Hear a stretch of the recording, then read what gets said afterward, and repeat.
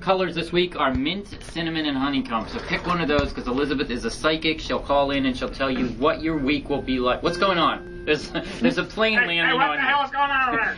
Mayday, mayday! Get out of the way. All right, here we go. Buttered toast, Matt Beers. Beers, is that how we say it? Beers. Beers. Like drinking beers. Okay, I always get it wrong. Here we have Michael Truckpile singing, or T-Pile, singing Buttered Toast here at the WXBC studios live. For you of those listening, it'll be later, but it's still live. All right, go, Michael. Hey, this song is about love, actually. Go.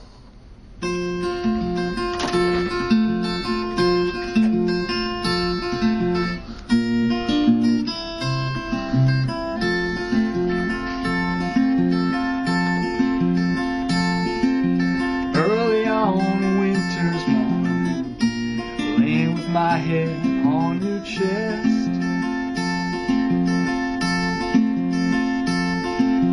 ain't got work, and if I did, tell them they can go to hell.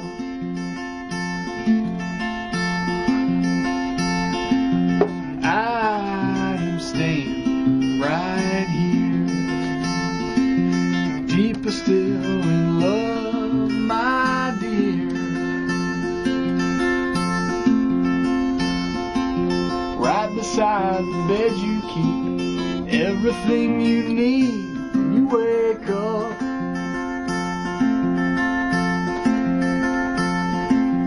Water and a handkerchief, some lip balm when you get chapped.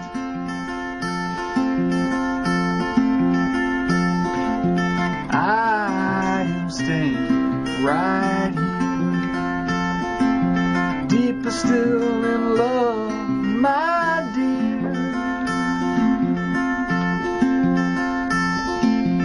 Oh,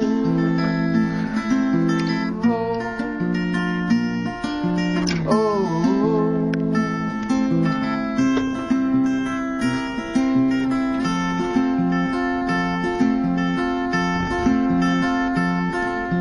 We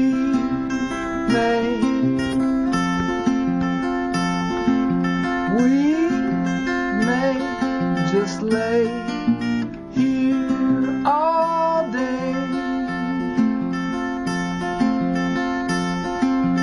We may just lay here all day.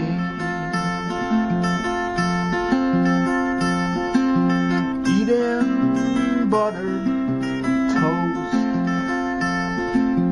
hanging out with Steve Cleaver, eating buttered toast, and eating a little bit of maybe a blueberry muffin, and drinking some of the coffee that Steven has prepared. He used a paper towel as a coffee filter, and he brought a glass mason jar full of milk. And his coffee maker seems to be about the size of a shoebox and have produced possibly about 8 ounces of coffee at the very most. And I think he hung up on Matt Beers, who's no longer on the line. We'll probably never speak to him again. He'll probably not listen to the podcast because he hung up on him. And he's been talking and chattering the whole time I've been playing this song, which made me forget one of the parts. And he doesn't even have any buttered toast for me. And I've been, it's half and half, it's not milk. He's writing me a note. And I exchanged some emails back and forth with him that were entitled Hot Cleaver Buttered Toast or something like that. And he's actually even more attractive in person than he sounds on the radio. Dog on the radio. He's a tender man. Tender, sweet man. And we're eating buttered toast.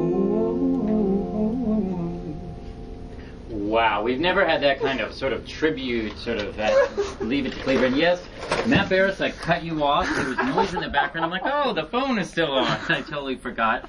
Meanwhile, I hadn't had the sound on the phone the whole time, which won't affect the podcast, Andy tells me.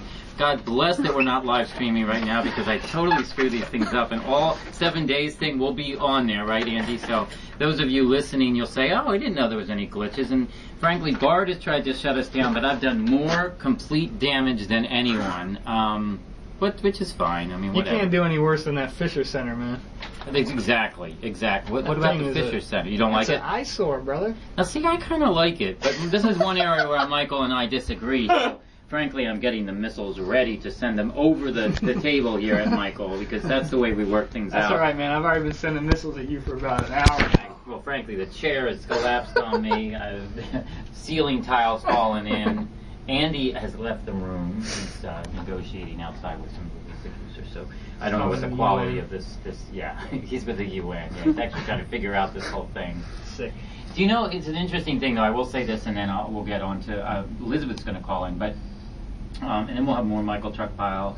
But a friend told me that when the Vietnam War happened, they had these peace talks in Paris, and the reason it took them a long time to get to these Paris negotiations was they were arguing over the size of the table.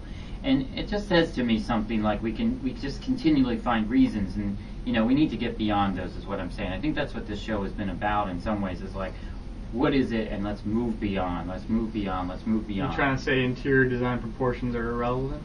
I'm trying to say that we get stuck on, yes, in some ways, yes, when there's something bigger going on.